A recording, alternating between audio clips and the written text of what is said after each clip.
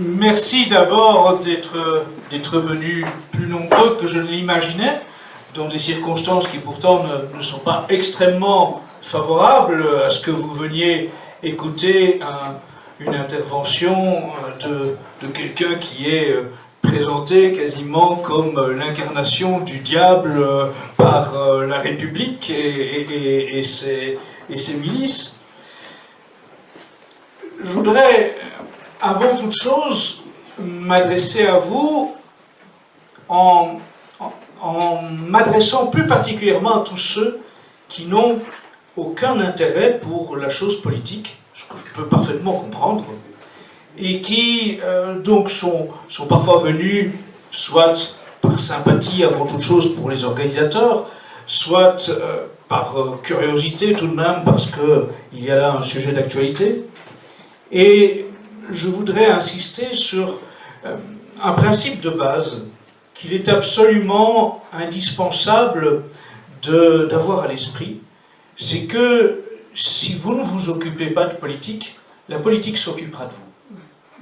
Et vous ne pouvez pas penser vivre dans une tour d'ivoire. Vous ne pouvez pas penser que vous serez préservé des maux de cette société en faisant simplement votre devoir de piété. Vous ne pouvez pas penser que parce que vous êtes un fervent et fidèle catholique le dimanche, et même le premier samedi du mois, cela suffira à vous mettre à l'abri. Ce ne sera pas ainsi. Et dites-vous bien que tout ce que vous pensez être acquis est fragile. Que les prieurés sont fragiles. Les écoles hors contrat sont fragiles. Les congrégations religieuses sont fragiles. Et même votre droit de propriété est fragile. Et même votre droit d'élever vos enfants est fragile. Et si vous ne mesurez pas cela, vous passerez à côté de l'essentiel. Vous pourrez bien sûr continuer à être confiant, à vous dire que Dieu veillera sur vous, mais vous ferez un excès de confiance. Vous serez dans le quiétisme que l'Église a condamné. Vous serez dans cet excès de confiance parce que l'histoire, la théologie, l'Église nous enseigne que Dieu n'offre jamais rien sur un plateau, qu'il faut le mériter. Il faut le mériter. Et on ne mérite pas simplement en demandant, simplement en priant. Souvenez-vous de toutes ces grandes batailles de la chrétienté. Souvenez-vous de ces moments épiques et ces moments tragiques. Souvenez-vous de Sainte Jeanne d'Arc. En mon Dieu, les hommes bataillent et Dieu donne la victoire. Mais s'il n'y a pas d'hommes qui bataillent, Dieu ne vous offrira pas la victoire. Les pentes en est un autre exemple. Songez que, bien sûr, la prière, le rosaire, a été déterminant pour la victoire de les pentes. Mais il fallait malgré tout des combattants.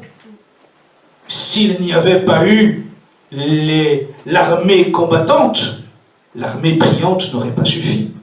Il fallait les deux. Il faut le glaive et le chapelet. Et vous ne pouvez pas faire abstraction de cela. Vous pouvez bien sûr vous dire « Oh, mais voilà, Escada, il prêche pour sa chapelle, il défend l'argumentation qu'il entretient depuis des années. » Mais croyez-moi, je n'ai rien à y gagner. À part les coups, à part les ennuis, à part les tracas. Je serais certainement bien plus tranquille chez moi à m'occuper de ma maison, à m'occuper de mes passions pour les livres, à m'occuper de mes intérêts pour les chevaux et les chiens, et ça pourrait me suffire comme ça suffit à tant de gens. aujourd'hui que nous côtoyons. Si je le fais, si j'accepte cela, c'est sans pouvoir en attendre quoi que ce soit. Je ne serai jamais élu député, je ne serai jamais élu maire, je n'en tirerai aucun profit financier, mais je pense, j'ose espérer, que j'en tirerai pour seul bénéfice de pouvoir me présenter la tête un peu plus haute devant notre Créateur lorsque le jour viendra. Et c'est la seule chose qui importe.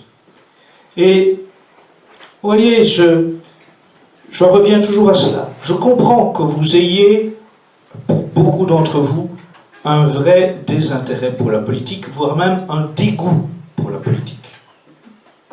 Et tout ce qui nous entoure au quotidien, tous les échos que nous avons de la façon dont le pays est conduit, et ça n'est d'ailleurs pas propre à la République, c'est quelque chose qui s'observe sur quasiment l'ensemble du monde occidental. Bien sûr, tout cela peut vous amener à vous conforter dans cette idée que la politique vous dégoûte. Mais si tous les dégoûtés se retirent de la politique, il ne restera que les dégoûtants pour s'en occuper. Voyez-vous, encore une fois, je m'adresse aujourd'hui à vous comme un simple conférencier, puisque l'actualité a fait que je n'ai plus à, pour l'instant, mener le mouvement qui était celui que je dirigeais il y a encore quelques jours à peine. Ce n'est pas nécessairement définitif. Peut-être que dans quelques mois ou dans quelques semaines, si certains font du droit au lieu de faire de la politique, je reprendrai mon rôle. Mais ça n'a pas d'importance. C'est secondaire. L'étiquette n'a aucune importance. L'importance, c'est de savoir quelles sont les menaces qui pèsent sur tous les catholiques et de savoir si nous voulons faire quelque chose à notre petite échelle pour tout au moins freiner ces fléaux. Le thème qui m'a été confié par les organisateurs, c'est liberté catholique face à la pensée unique. Et cela peut sembler étrange d'opposer les choses de cette façon-là. Liberté catholique, lorsque l'on songe que c'est la République qui n'a que le mot liberté à la bouche. Elle l'a même inscrit sur le fronton de ses mairies. Liberté, égalité, fraternité. Ils n'ont que ces mots-là à la bouche. Liberté, droit de l'homme. Et ils ont tous été charris, souvenez-vous. Ils ont défilé comme des rangs de moutons au son de « Je suis Charlie ». On a vu le président de la République revendiquer le droit au blasphème, dire que lui, en tant que président de la République, il garantissait le droit au blasphème. Et c'est cela la différence, voyez-vous, entre la liberté selon la République et la liberté selon la doctrine catholique. C'est que la liberté selon la République, c'est la liberté pour le mensonge. C'est la liberté pour la souillure. C'est la liberté pour le vice. C'est la liberté pour le mal. Alors que la liberté pour le monde catholique, c'est la liberté pour la vérité. C'est la liberté de faire le bien. Mais ce n'est pas la liberté pour le mal.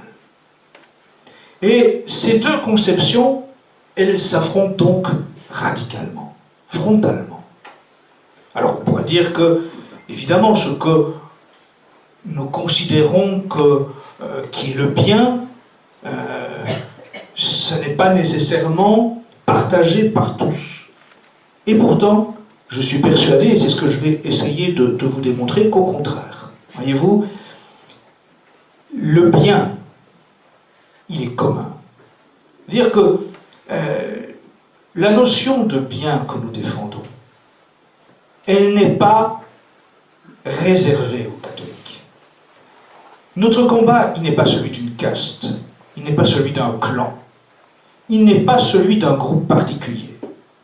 Notre combat pour le bien commun, ce n'est pas un vain mot, cette expression de bien commun. Ce n'est pas une simple expression. Je suis persuadé, et je le martèle sans cesse, que si l'État était catholique, si les lois étaient prises selon le souci d'être en conformité avec la morale catholique, avec la théologie catholique, ce serait profitable pour tous. Pour tous et pas simplement pour les catholiques. Ce serait profitable pour tous, sauf pour les tyrans, sauf pour les professionnels du vice, sauf pour les professionnels du mal. Mais ce serait vraiment profitable pour les catholiques, pour les athées, pour les croyants d'une autre, religion n'est pas le bon terme, puisqu'il y a une seule vraie religion, mais en tout cas pour les adeptes d'une autre croyance, ce serait toujours le bien. Parce que, en fait, ce qui nous est commun à tous, c'est en principe la dignité humaine. Et cette dignité humaine, effectivement, la doctrine catholique en fait un objet, une finalité à défendre contre tout. Et je vous donne l'exemple. Ce que nous partageons tous en commun, c'est notre volonté de protéger les enfants. C'est notre volonté que les enfants soient mis à l'abri des perversions. C'est notre volonté que les enfants puissent être envoyés à l'école sans que l'école soit un lieu d'endoctrinement, de perversion, d'embrigadement pour le vice. Et cela, ce combat-là, mené par les catholiques, eh bien, il est largement partagé par l'essentiel de la population, de l'opinion publique. Il faut que nous montrions que le combat catholique, il n'est vraiment pas réservé en termes de bienfaits aux seuls catholiques. C'est essentiel. Et je vous assure que c'est de plus en plus compris. Je le vois dans les événements auxquels je participe, dans les conférences, dans les manifestations, dans les colloques, dans les rencontres. C'est que beaucoup de gens comprennent que aujourd'hui, la bataille elle est quasiment devenue eschatologique. Les forces du mal se déchaînent. Ça peut sembler pour certains être un discours on va dire d'intégriste catholique, évidemment. Mais comment ne pas le remarquer? Vous voyez, est-il simplement le résultat du hasard que c'est à l'issue d'un colloque d'une université d'été dont le thème était « Combattre le satanisme du nouvel ordre mondial » qu'un mouvement politique a fait l'objet d'une dissolution? Est-ce que ce n'est pas précisément parce que nous avons touché du doigt un élément fondamental de ce qui se déroule sous les yeux? Que ce qui se met en place, c'est un mondialisme, que ce mondialisme est totalitaire, que ce mondialisme va s'introduire dans chacun de vos foyers, quoi que vous fassiez pour essayer de vous en préserver, et que ce mondialisme totalitaire est d'essence satanique. Et donc, ne vous dites surtout pas, la politique, ce n'est pas pour moi. Je fais mon devoir, je prie, je fais mon chapelet tous les jours, je vais à la messe le dimanche, je vais à la messe le premier vendredi et le premier samedi du mois, et donc il ne faut pas m'en demander plus. Ça ne vous préservera pas. Ça ne vous préservera pas. Songez que dans les motifs qui ont justifié la dissolution d'un parti politique catholique, le premier point qui est mis en avant sur le texte, c'est que ce parti politique avait pour revendication la royauté sociale du Christ. C'est le premier point qu'ils mettent en exergue pour justifier la dissolution. Parce qu'ils en déduisent immédiatement que si vous êtes pour la royauté sociale du Christ, vous êtes opposé aux valeurs de la République. Que si vous êtes pour la royauté du Christ, vous voulez renverser la République. C'est leur déduction. Parce qu'ils ont toujours une façon d'interpréter les choses comme s'ils étaient capables de savoir dans votre esprit quelle est votre véritable pensée, même celle qui n'est pas exprimée ni par écrit ni par oral. Mais la logique de cela, comprenez bien, si être pour la royauté sociale du Christ, c'est, aux yeux de la République, vouloir renverser les valeurs de la République, ça veut dire que tout ce qui prône la royauté sociale du Christ devient hors la loi. Pas simplement le mouvement politique qui l'avait mis en exergue sur son programme, mais tout, en toute logique, tout ce qui prône la royauté sociale du Christ deviendra progressivement hors la loi. Aujourd'hui, je l'ai dit souvent ces dernières semaines, jusqu'il y a mercredi dernier, ce mouvement politique que je ne citerai pas était le mal absolu. Il est aujourd'hui sous le coup d'une dissolution et donc il ne peut plus espérer que dans les recours devant le Conseil d'État. Mais donc, tous ceux qui étaient jusqu'alors le mal relatif ont grimpé d'un cran et deviennent beaucoup plus proches d'être à leur tour le mal absolu.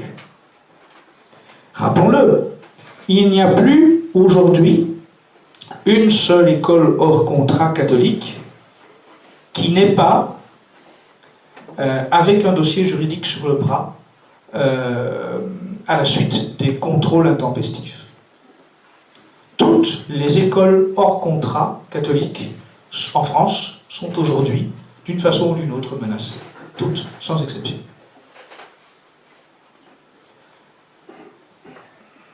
En toute logique, il sera facile aussi d'éplucher le moindre des sermons enregistrés par nos prêtres. Je donne un exemple. Saint Nicolas du Chardonnay propose toutes les semaines les sermons de tous ses prêtres.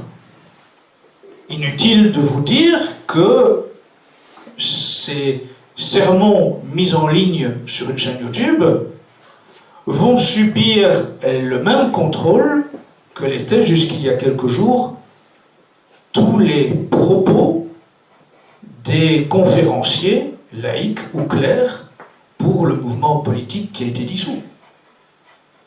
Parce que ce qui est décrit comme motif de dissolution du parti politique catholique en question, outre de défendre la royauté sociale du Christ, ce sont des propos qui s'étalent sur plusieurs années, tenus par Monseigneur Vigano, le Père Joseph, Capucin, le Père Laurent, Capucin, l'abbé Beauvais, prêtre de la Fraternité, le père Jean-Xavier. Et vous voyez, c'est le premier signal. Les propos de prêtres et religieux ont servi de prétexte pour dissoudre un mouvement politique catholique. Alors maintenant que ce parti politique catholique est tout au moins momentanément écarté, il va sans dire que ces gens-là ne vont pas considérer qu'ils ont terminé le boulot. Il faut passer au suivant. Et les suivants, ce seront bien sûr tous les autres mouvements politiques qui sont hors du champ de la doxa, de la pensée unique républicaine, laïque, maçonnique, mondialiste. Et donc, je ne vais pas énumérer toutes les prochaines cibles politiques, mais elles sont évidemment, voilà, elles sautent aux yeux. Hein. Tous les mouvements royalistes, tous les mouvements de type Action française, etc., peuvent considérer que leurs jours sont comptés, hein, en toute logique. Voilà. Après nous, c'est eux. Mais aussi, voilà, ayez bien conscience, les prêtres, les écoles, les congrégations religieuses vont être les prochaines cibles, parce que la laïcité, parce que la République veut éliminer le catholicisme traditionnel en France. Il faut en avoir conscience. La volonté d'avoir éliminé déjà l'école à la maison, c'était un signal évident. Ne pas permettre aux familles de pouvoir, par ce biais-là, faire échapper leurs enfants à l'endoctrinement pervers et républicain et maçonnique et LGBT. Si l'école à la maison n'est plus permis, la suite, c'est l'école hors contrat.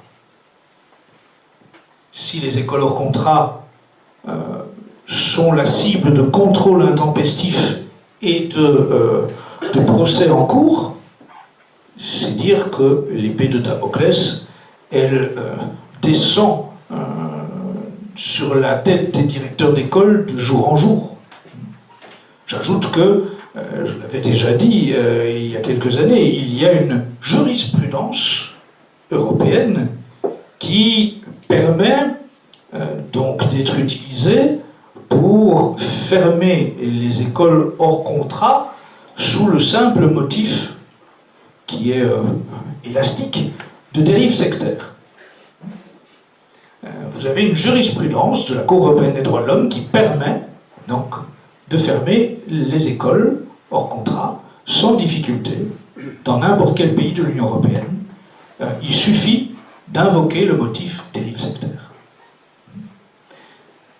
Alors en France, vous avez une législation récente qui a été mise en place, c'est la loi contre le séparatisme. Officiellement, cette loi contre le séparatisme, elle visait à combattre l'islamisme radical, le salafisme, etc. Or, dans les faits, vous voyez que l'application concrète de cette loi contre le séparatisme, depuis maintenant 1 an et demi, ce sont les catholiques. Ce sont les catholiques de tradition. Et c'est un phénomène que l'on observe dans bien d'autres pays, évidemment. Mais la France, elle se veut toujours, évidemment, à l'avant-garde de la pensée maçonnique et révolutionnaire. Et du reste, beaucoup de nos politiciens au pouvoir disent eux-mêmes qu'ils veulent être les héritiers de la Révolution française, qu'ils veulent achever la Révolution française, qu'ils veulent être les héritiers de Robespierre. Et donc, voilà. Il suffit d'étudier l'histoire pour comprendre ce que ça signifie concrètement pour la suite des événements. Je rappelle qu'en matière d'éducation, si vos écoles hors contrat devaient ensuite disparaître, qu'auriez-vous comme choix? Les écoles de la République uniquement? les écoles sous contrat, les écoles sous contrat qui sont déjà dans la pratique, en conformité avec le programme des écoles de la République. Écoles de la République où on fait venir des drag queens pour parler de jeux étranges que les enfants pourraient faire pour changer d'identité. Faire croire à un petit garçon de 5, 6, 7 ans qu'en fait, comme un jeu, il peut devenir une petite fille et vice-versa. C'est ça la réalité. Je me souviens d'une discussion dans un prieuré avec le prêtre et un parent d'élève qui expliquait que 3 semaines auparavant, il était hors de question dans sa tête de placer ses enfants dans une école hors contrat. Donc il les avait mis à la rentrée dans une école conforme aux valeurs républicaines. Et puis son gamin de 7 ans est rentré à la maison en disant en fait, papa, comment je fais pour devenir une petite fille? Et le père a changé. En 15 jours, il avait envoyé son fils dans un internat de la tradition. C'est une réalité, ça. Ayez bien ça en tête. Si vous acceptez de considérer que tout ce qui se passe dans la société ne vous concerne pas, tôt ou tard, ça vous rattrapera. Vous n'y échapperez pas. Vous n'y échapperez pas si vous ne prenez pas votre part de responsabilité dans ce qui se passe. Vous n'y échappez pas si vous n'aurez pas ce goût de servir le bien commun. Et servir le bien commun, ce n'est pas simplement servir le prieuré. Ce n'est pas simplement aider le prêtre à l'organisation de la kermesse. Servir le bien commun, c'est se soucier de tous ceux qui composent la société dans laquelle vous vivez. Parmi les devoirs que vous avez, les commandements de Dieu, vous devez honorer vos parents. Mais vous devez aussi honorer, par la suite, la terre de vos pères. La patrie, c'est la terre de vos pères. Vous avez le devoir de l'honorer. Ce n'est pas facultatif. Et de la même façon, l'Église enseigne que s'intéresser à la politique, pas au sens particratique, pas pour faire de vous des candidats à la présidence de la République ou à la députation, mais s'intéresser à la politique en tant que souci du bien commun, ça fait partie de vos devoirs d'État. Alors bien sûr, vos devoirs d'État, vous devez les réguler en termes de temps à y consacrer selon la particularité propre à chacun, selon déjà votre devoir d'État en termes professionnels, en termes d'éducation de vos enfants, etc. Mais s'intéresser à la façon dont votre pays est dirigé, dont les lois sont rédigées, dont vous pouvez jouer un rôle pour empêcher des mauvaises lois, pour freiner des mauvaises lois, ça fait partie de vos devoirs d'État.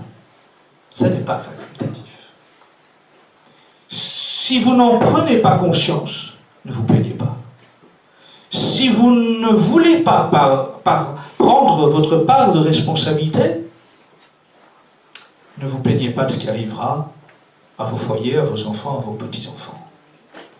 Ne pensez pas que parce que vous aurez simplement récité votre rosaire un beau matin en vous levant et en allumant le poste de radio, on vous annoncera que le roi est arrivé à cheval et a été sacré à Reims. Ça ne se passera pas comme ça. Donc, ayez vraiment cette volonté de vous impliquer. Alors bien sûr, il faut le faire d'une façon raisonnable, d'une façon ordonnée.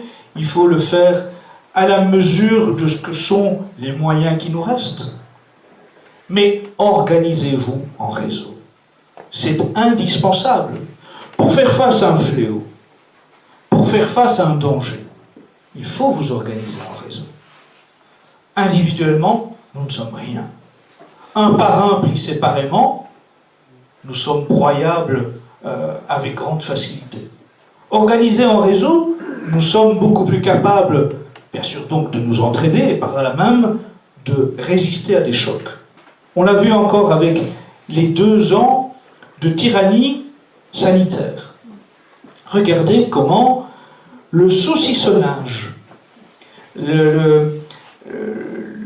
l'encouragement à l'individualisme a permis que les gens soient broyés lorsqu'ils cherchaient dans différents secteurs professionnels à éviter l'injection dite vaccinale.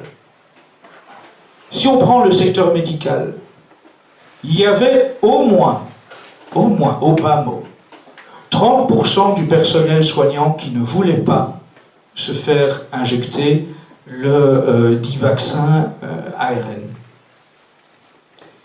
Si ces 30% s'étaient montrés solidaires, s'étaient organisés, avaient été en mesure de vraiment développer un réseau très efficace, le secteur hospitalier, le secteur médical n'aurait jamais pu se passer d'un coup de 30% de ses effectifs. Et il en va de même pour n'importe quel secteur professionnel. Aucun secteur professionnel, ni dans les corps de l'État, ni dans l'industrie, aucun ne peut se passer de 30% de son personnel. Mais si, comme c'est le cas dans notre société matérialiste, on encourage l'individualisme, on fragmente, on saucissonne, on fait éclater toute solidarité entre les gens, alors on les prend un par un. Et sous la pression, un par un, chacun cède à son tour. Sauf les quelques irréductibles qui sont alors écartés. Parce qu'ils ne sont plus 30%, ils deviennent 5%, et là, 5%, on peut effectivement écarter 5% du personnel. Cet exemple-là, qui a été vécu durant les 2 années de covidisme, il peut évidemment être reproduit à maintes et maintes reprises. Les écoles hors contrat, on ne les fermera pas toutes d'un coup. On en fermera une, puis une autre, 3 ou 6 mois après, puis une autre, 3 ou 6 mois après. On sait bien que si on fermait d'un seul coup toutes les écoles hors contrat de la tradition, il y aurait de l'agitation, il y aurait de la mobilisation, il y aurait un débat de société qui s'engagerait. Si on en prend une, que l'on diabolise, que l'on jette dans les médias en pâture, en la présentant comme un épouvantail d'éducation réactionnaire, rétrograde, intégriste, extrémiste, personne ne bougera le petit doigt. Et on se retrouvera comme la situation de ce mouvement politique dissous. C'est que chacun dira « Chut, je ne vais pas me montrer solidaire. Je vais faire l'autruche. Je vais enfoncer ma tête dans le sable en espérant passer sous les radars. Ne disons rien pourvu qu'on m'oublie. » Comme si la République allait oublier qui que ce soit. C'est par cette stratégie-là qu'un par un, chaque mouvement, chaque école, chaque prieuré, chaque congrégation deviendra une cible facile, une proie broyable. Parce qu'il manque, depuis des décennies, et cela s'accentue par le matérialisme ambiant, il manque cette capacité des catholiques à se montrer solidaires entre eux. Les catholiques sont une force, une véritable force, mais une force qui s'est oubliée, une force qui s'est effacée, une force qui a honte d'elle-même. Et cela, c'est ce qui l'a conduit à la défaite. Je me souviens de cette époque où, pas si lointaine, en 2011-2012, nous nous mobilisions contre des spectacles blasphématoires. des spectacles qui étaient abominables, joués dans des grands théâtres. Et nous avions à cette époque-là la volonté, la détermination de montrer les dents. De temps en temps, ça fait du bien de montrer les dents pour être respecté. Et la tradition, à ce moment-là, n'avait pas eu de crainte de montrer sa force. Elle avait voulu démontrer qu'elle pouvait peser. Alors bien sûr, les spectacles blasphématoires n'ont pas cessé. Mais à cette époque-là, je vous assure que personne ne songeait à fermer les écoles de la tradition, à fermer les écoles hors contrat. Personne. Parce que le monde catholique avait montré sa force. Parce que dans les rues, il y avait des grands déploiements de catholiques de tradition qui pouvaient atteindre jusqu'à 15, 20 000 personnes dans telle et telle ville. Et cela faisait envoyer au régime un signal. Les catholiques sont mobilisables. Ils sont une force. Ils ont de l'énergie. Ils ont de la volonté. Et puis, hélas, le temps est passé et le lion s'est édenté. Et le catholique s'est émasculé. Et nous voyons maintenant cette stratégie de la défaite. Ployer le genou, non pas devant Dieu, mais devant la République. Jouer à passer sous les radars, mais en cessant tout combat, en cessant toute volonté d'être influent dans la société. Alors que toute la tradition catholique, tous les enseignements des papes, tous les enseignements de Monseigneur Lefebvre, tous les enseignements du cardinal Pie, de Monseigneur de Lassus, de Monseigneur de Ségur, nous rappellent que le catholique a le devoir d'être un combattant. Ça ne se discute pas. L'Église le dit. C'est un devoir pour tout catholique d'être un combattant. C'est un devoir pour tout catholique de s'engager dans la société. Est-ce que l'argument d'autorité ne vous parle plus? L'argument d'autorité, voilà, c'était autrefois en théologie, ça avait de la valeur. Autrefois en théologie, on vous disait, il y a des choses dont on ne discute pas. Il y a l'argument d'autorité. Les papes, les uns après les autres, ont tenu cela comme une vérité doctrinale répétée. Et là, vous avez, sur cet engagement indispensable des catholiques, une vérité qui ne se discute pas, qui a été enseignée par les papes, enseignée par les plus grands prélats contre-révolutionnaires, et rappelée et martelée par Monseigneur Lefebvre. Ça ne devrait donc pas se discuter. Qu'importe si aujourd'hui, vous n'avez plus de leaders épiscopaux qui se mettent à votre tête.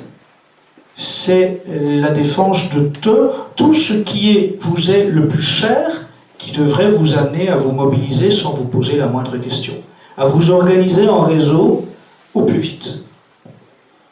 Et j'ajouterais, si vous pensez que vous n'avez plus d'enfants dans les écoles hors contrat, et que donc ça ne vous concerne pas, ou que vous considérez que finalement vous êtes un catholique bien intégré dans la société et que vous passerez à travers les mailles du filet, alors songez à tous les autres sujets qui devraient vous alarmer. Je vous l'ai dit tout à l'heure, le droit de propriété, qui va être de plus en plus mis en péril. Parce que, au Forum économique mondial de Davos, comme au sein de l'Union européenne, comme au sein du gouvernement français, on a cette idée que des normes écologiques et des normes d'isolation doivent être imposées à nos pays avec des contraintes financières. Concrètement, qu'est-ce que ça veut dire? Que vous avez un beau discours qui concerne à dire il faut éliminer les passoires énergétiques, toutes les maisons passoires énergétiques. C'est pour votre bien, bien sûr, et c'est pour le bien de la planète. Donc il faut que vous isoliez vos fenêtres, vos toitures, vos portes, tout doit être mis à des nouvelles normes d'isolation. Et si vous n'avez pas le moyen de le faire, parce que cela coûte de l'argent, et que vous avez déjà 1000 frais de plus en plus lourds à supporter, et que vous avez une hyperinflation qui galope et vide votre portefeuille plus vite que l'argent n'y entre, eh bien, l'idée du Forum économique mondial de Davos, c'est de dire, si vous n'avez pas l'argent pour vous mettre aux nouvelles normes d'isolation, il faut vous condamner à une amende. Et si vous n'avez pas l'argent ni pour vous mettre aux nouvelles normes, ni payer l'amende, mais vendez bien sûr votre propriété. Il se trouvera des consortiums immobiliers pour se réjouir d'acheter vos biens, à moindre valeur bien sûr, puisqu'ils ne seront pas mis aux normes. Et donc, vos biens immobiliers, vos biens patrimoniaux, les maisons que vous avez héritées de vos parents, de vos grands-parents, les domaines familiaux, ou les biens pour lesquels vous avez économisé pendant des années, bien, tout cela va être mis en péril. En gros, soit on a beaucoup d'argent, et on parvient à ce moment-là à tout maintenir, on paye les travaux, on se met aux normes. Mais pour la grande majorité des propriétaires, il n'y a pas la possibilité de faire de telles dépenses dans de tels délais. Et là, va commencer à se réduire progressivement, drastiquement, le nombre de propriétaires. Et cela, ce n'est pas un fantasme d'escalade, c'est la transposition toute simple de ce que vous a prophétisé le grand gourou du Forum économique mondial de Davos, Klaus Schwab: vous ne posséderez plus rien et vous serez heureux. Dixit, c'est la phrase texto. Vous ne posséderez plus rien et vous serez heureux. Ces gens-là veulent vous priver de tout. Ils vous parlent de liberté, mais c'est la liberté pour le vice. Toutes les autres libertés, ils veulent vous en priver. Encore une fois, est-ce que vous allez vous dire « Oh là là, tout ça est tellement effrayant qu'il vaut mieux ne pas y penser et ne rien faire » Ou est-ce qu'au contraire, vous allez vous dire « Mais ce sujet-là, plus ce sujet-là, plus ce sujet-là, c'est quand même suffisamment alarmant pour que je commence à me poser des questions sur mon futur et ce que je peux faire à ma petite mesure pour essayer de participer à la résistance. »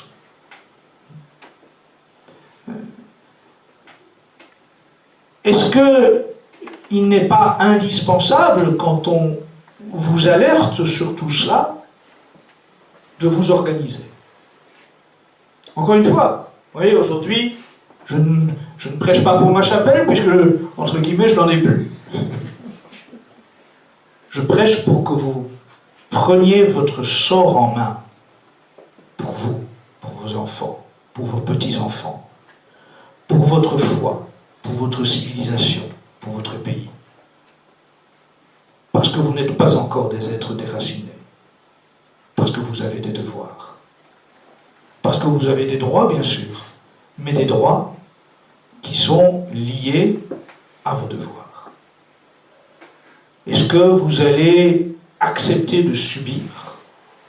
Est-ce que vous allez accepter de devenir, dans votre pays, la réplique de ce que les Russes ont autrefois vécu à l'époque des Soviets? Parce que, j'entends bien que certains me diront « Oh là là, c'est un discours apocalyptique, ça fait peur, mais tout ça n'arrivera jamais, est-ce que...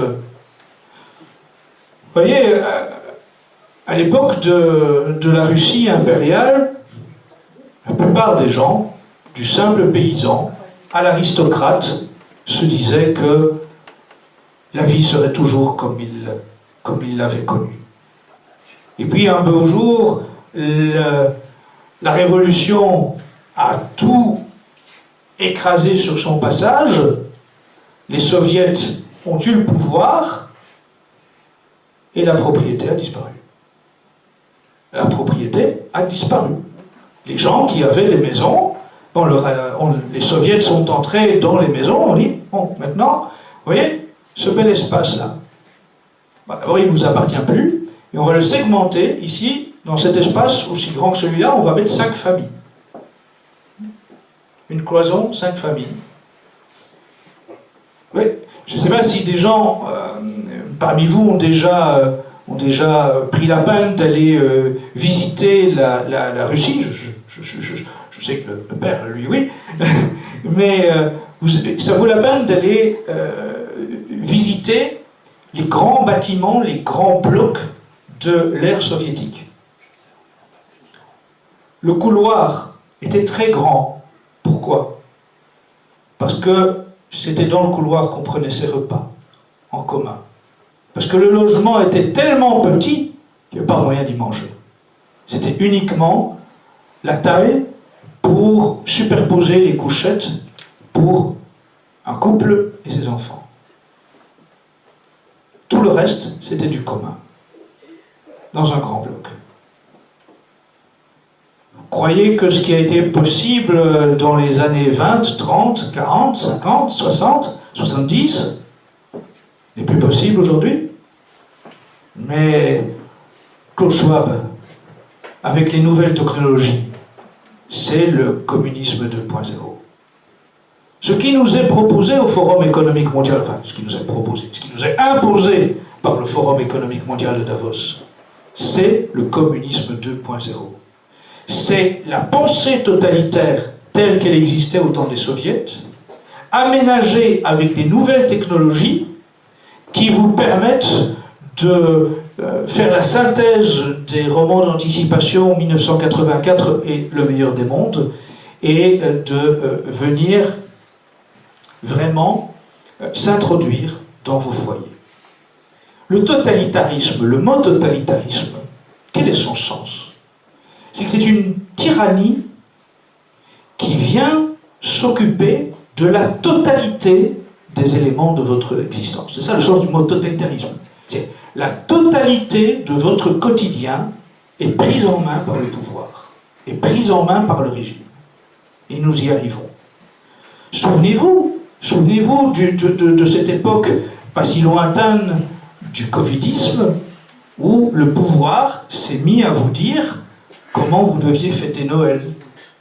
Combien de gens vous pouviez mettre à table le jour de Noël. À quel moment vous deviez vous asseoir, à quel moment vous deviez vous lever, vous expliquer que vous deviez baisser le masque pour avaler vos akouskis et aussitôt le remettre dès que l'entrée était avalée. Ça n'est pas un roman d'anticipation, cela. Nous l'avons vu, nous l'avons vécu. C'était en France.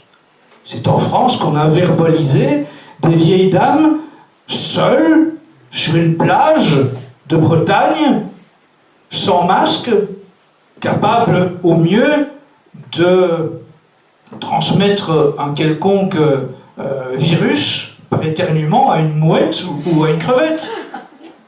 Mais il s'est trouvé des gendarmes imperturbables, le doigt sur la couture du pantalon, qui ont verbalisé une dame qui pourrait être leur grand-mère, sans le moindre scrupule. Souvenez-vous que la situation désormais d'ingénierie sociale, elle est telle que l'on peut faire gober toutes les énormités les plus invraisemblables à la majeure partie de la population sans qu'elle réagisse. Que les choses les plus énormes, les plus grotesques sont validées parce que c'est vu à la télévision, martelé dans tous les médias. Je donne un exemple. On vous a dit, souvenez-vous, à un moment, que vous pouviez vous installer assis à une terrasse d'un café ou d'un restaurant sans masque, mais que vous deviez absolument le remettre dès que vous étiez debout. Parce qu'évidemment, on a fait gober donc à la population que ce virus était tellement ironique, sarcastique, qu'il aimait ne s'en prendre aux gens que lorsqu'ils étaient debout. Voilà, le virus avait décidé que, voilà, il ne s'attaque aux gens que s'ils sont debout, mais s'ils sont assis, c'est bon. Il laisse tranquille. Et on peut se demander, est-ce que le virus agissait dès lors sur un nain debout ou un enfant debout? Parce que, somme toute, le nain debout ou l'enfant debout était à peu près à la hauteur de l'adulte assis. La République n'a pas répondu à ce genre de problème somme toute assez logique pourtant. Mais vous voyez, ça fait sourire. Mais ces aberrations évidentes pour tout être sensé, pour toute personne dotée d'un cerveau, elles ont été admises par la majorité de la population, sans que celle-ci soit se rebelle, soit s'affranchisse des règles. On a beaucoup parlé des États de l'Est qui sont soi-disant liberticides. À un moment, à l'Union européenne, on vous disait « Ah, Orban, la Hongrie, oh là là, là par contre, ils sont pas démocrates. Hein. Ah, en Hongrie, là, ils prennent tout en main, la presse, elle est aux ordres. » Comme si ici, la presse n'était pas aux ordres. Ah, la Russie, Poutine, quel tyran, les élections sont cadenassées. Comme si en France, les élections n'étaient pas verrouillées.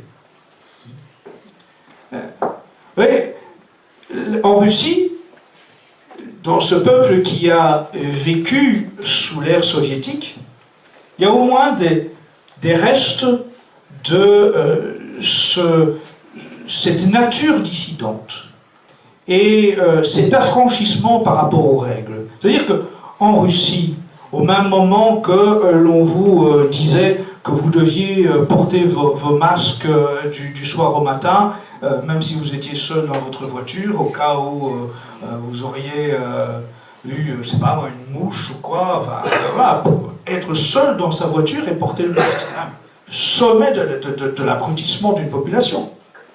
Mais vous voyez, en Russie, on disait cela aussi, dans les gares, dans les métros. On répétait par des appels au micro, le masque est obligatoire, vous devez porter le masque. Sauf que la population, elle avait le masque au menton. Et que la police russe patrouillait dans les gares et dans les métros, comme l'a fait la police française, ou la police belge, ou la police allemande, ou la police américaine, ou canadienne, ou néo-zélandaise. Mais la différence, c'est que la police russe ne verbalisait pas les gens qui avaient le masque sous le menton.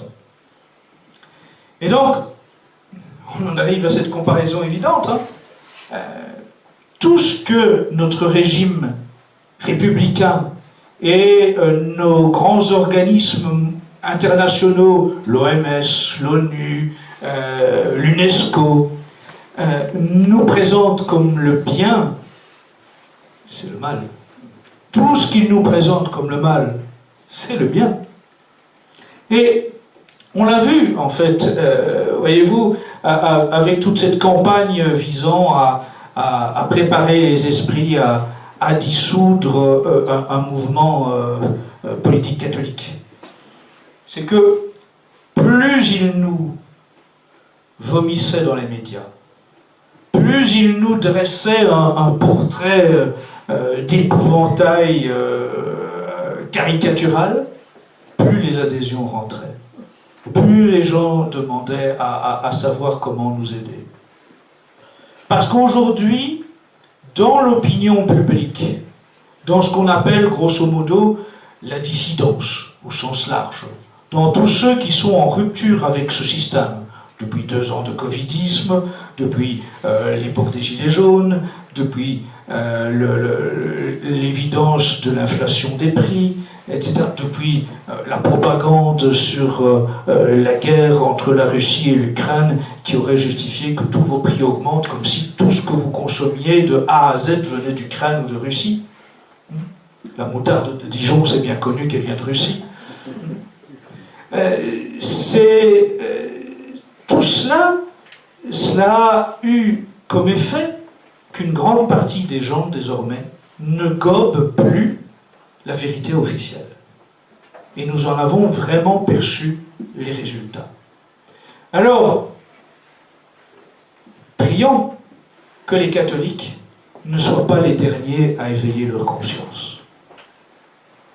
C'est parfois surprenant, quelque peu désolant, de constater que la majorité des gens qui se présentent à nous maintenant viennent de milieux qui ne sont pas catholiques d'origine, qui ne sont pas issus du monde de la tradition. Alors c'est déconcertant, c'est d'une certaine façon réjouissant, parce que ça veut dire qu'aujourd'hui nous parlons à un public beaucoup plus large qu'autrefois. Ce n'est plus les tradis parlent aux tradis. Mais ce qui est d'une certaine façon inquiétant, c'est que les tradis ont une sérieuse tendance à oublier de s'intéresser à ce qui se passe dans le monde, à oublier de s'intéresser à ce qui se passe hors de leur prieuré. Et voilà, j'en reviens, la boucle est bouclée au départ de mon intervention, mais voilà, ne croyez pas que vous passerez entre les mailles du filet parce que vous aurez été bénévole à la kermesse après avoir prié le dimanche, le premier samedi du mois.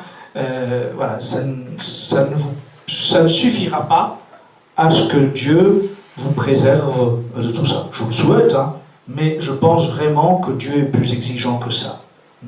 Je sais que c'est de bon ton de dire que voilà, Dieu, il n'y a plus d'enfer, il n'y a plus de... Voilà, tout le monde ira au paradis, il n'y a pas besoin d'efforts, il n'y a pas besoin de...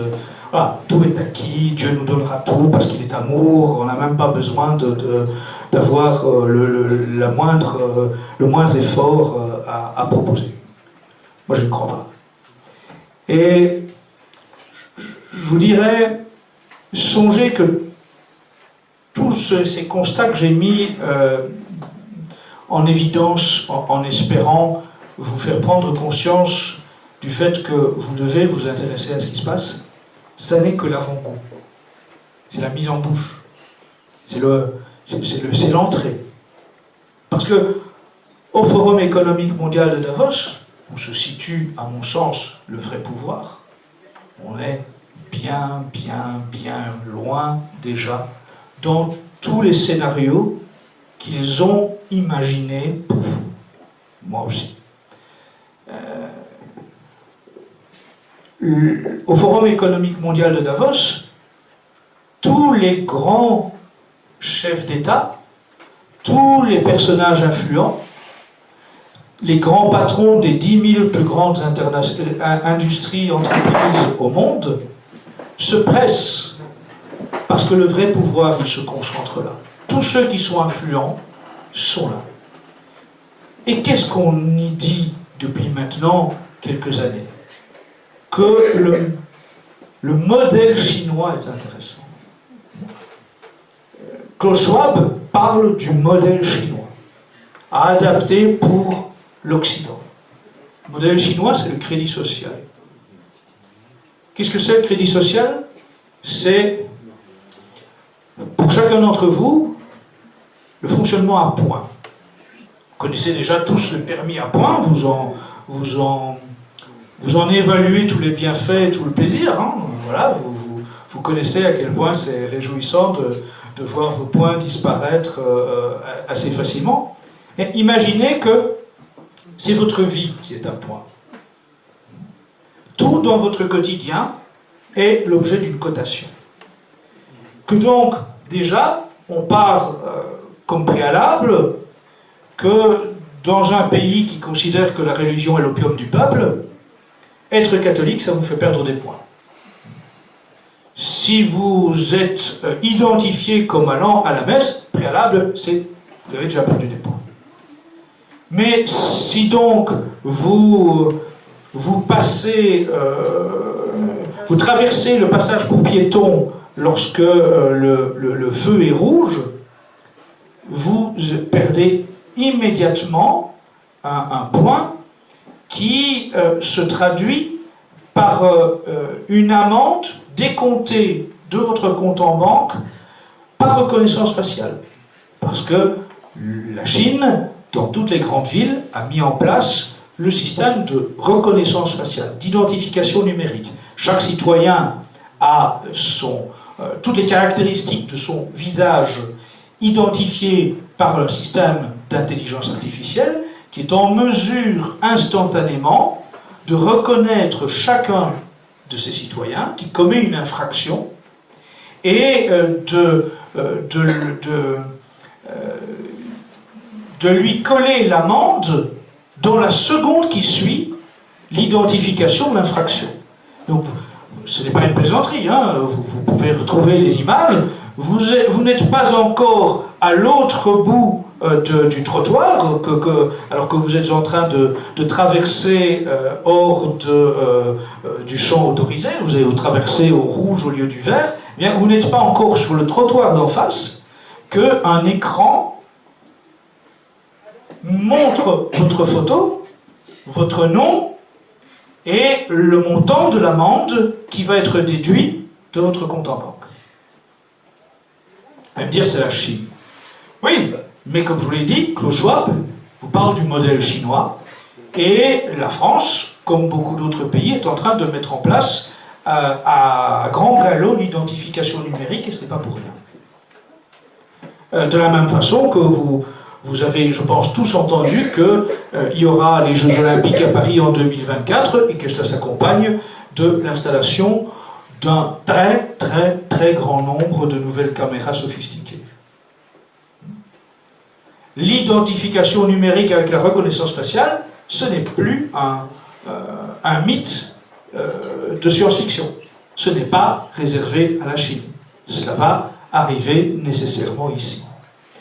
Et je donne une illustration du côté le plus aberrant et totalitaire. Je vous dis toujours, le totalitarisme, c'est l'introduction dans la totalité de votre événement, de votre vie quotidienne. C'est qu'en Chine, dans les grandes villes, si vous êtes dans une gare ou dans un métro, que vous voulez acheter une boisson à un distributeur de boissons, comme vous pouvez en trouver dans n'importe quelle gare ou station de métro française, eh bien, la différence en Chine, vous passez d'abord par le système de reconnaissance faciale qui vérifie si vous avez assez de points pour acheter votre canette. Alors, imaginez, s'il faut déjà des points pour acheter une limonade ou une bouteille d'eau, alors pensez bien pour le reste. La Chine a mis en place des systèmes d'analyse faciale dans toute une série d'écoles. Ils ont ce qu'on appelle des écoles laboratoires dans plusieurs grandes villes, qui donc ont installé des caméras dans les classes pour observer en permanence les expressions faciales des enfants. Parce qu'ils considèrent que l'intelligence artificielle, sur base des expressions faciales durant les cours, va permettre de décider quelles études devront ensuite poursuivre ou non vos enfants. C'est l'État qui va décider quelles études vont faire vos enfants à vous, sur base de ce que l'intelligence artificielle aura tiré comme conclusion des expressions faciales. Ce système totalitaire, je vous le dis, il ne laissera rien au hasard.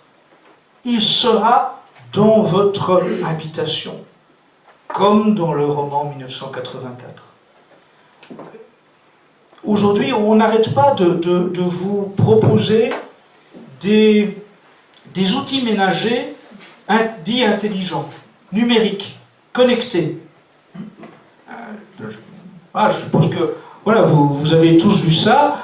Maintenant, je ne parle pas de la télévision, j'ose espérer que vous avez éliminé ce genre d'objet de votre intérieur.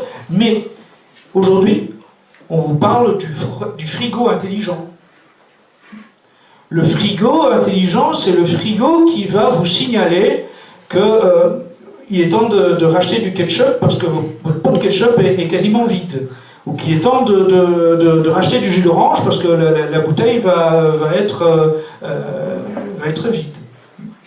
Mais qu'est-ce que ça signifie? Que comme tous les objets dits intelligents, ils sont connectés. Qu'est-ce qu'un objet connecté? C'est un objet qui est relié à l'Internet, pour faire simple. Mais tout ce qui est objet connecté contient un micro. Et donc, tout ce qui contient un micro peut vous observer. Il y a eu le cas, je crois que c'est aux États-Unis, d'un monsieur qui avait beaucoup d'argent et il avait ce qu'on appelle une maison intelligente où tout est connecté. La porte d'entrée de la propriété, la grille pour rentrer en voiture dans sa propriété, c'est intelligent, plus besoin de bip même. Voilà, tout est reconnu. L'électricité, il entre dans son salon, il n'a pas besoin d'interrupteur, pas besoin de dire quoi que ce soit. La maison est intelligente, elle reconnaît qu'il entre dans telle pièce, la lumière s'allume, et elle reconnaît qu'il quitte la pièce, la lumière s'éteint. Et les gens sont avides, semble-t-il, de gadgets de ce genre. Il suffit d'ailleurs de voir le côté addictif des smartphones et pour comprendre que toutes les nouvelles technologies bénéficieront de la même addiction. Et puis ce monsieur, donc, commande un produit chez Amazon.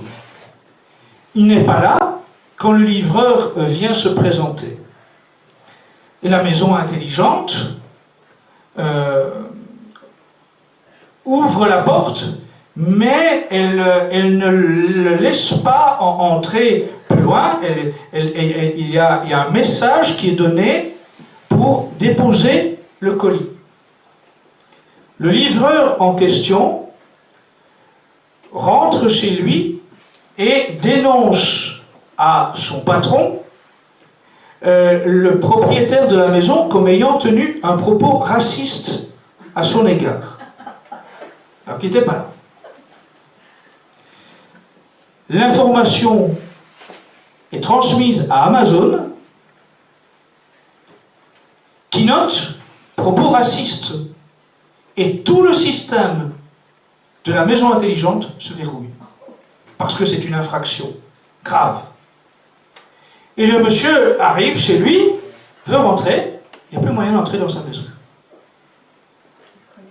Même pas de franchir le premier porche. Tout s'est verrouillé, tout s'est bloqué. Il s'adresse à la société qui a fourni tous les services, qui lui dit: vous avez commis une infraction raciste. Tout s'est verrouillé. Vous aurez une procédure pénale qui va suivre. Il explique qu'il n'était pas là, donc c'est pas possible. Désolé, vous ne pouvez rien faire sans qu'il y ait une enquête.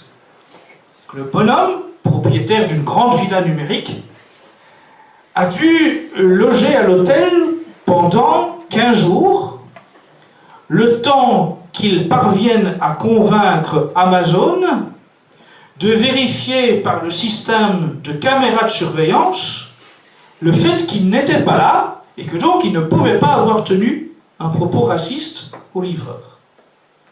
Et au bout du compte, il a pu rentrer chez lui sans plus d'excuses que cela.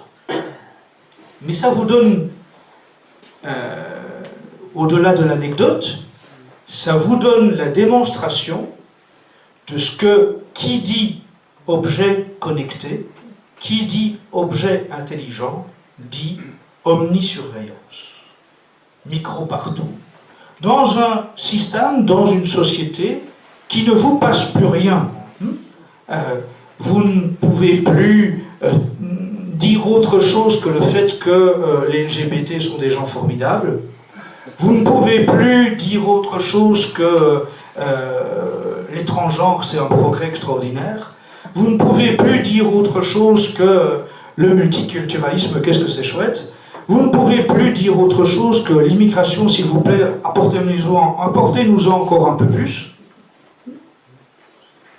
Et donc, toutes vos opinions, même intimes, même tenues dans le cadre du foyer, deviendront demain des objets, des moyens de vous pénaliser. Ayez bien ça en tête, ce n'est pas de la science-fiction, on y est déjà dans certains pays plus avancés dans le cadre des technologies.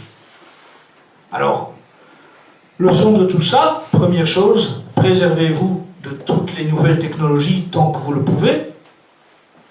Ne choisissez pas du matériel intelligent ou du matériel connecté. Je pense que les femmes savaient très bien cuisiner avant d'avoir des robots pour faire leur plat pour la famille. Je pense que pendant un grand nombre d'années, on a été capable d'appuyer sur un interrupteur pour allumer la lumière chez soi. Pendant de nombreuses années, on a été capable d'introduire une clé dans une serrure et de ne pas avoir besoin d'un système de reconnaissance numérique ou biologique ou d'empreinte pour pouvoir ouvrir ses portes ou les entrées de Porsche d'une propriété.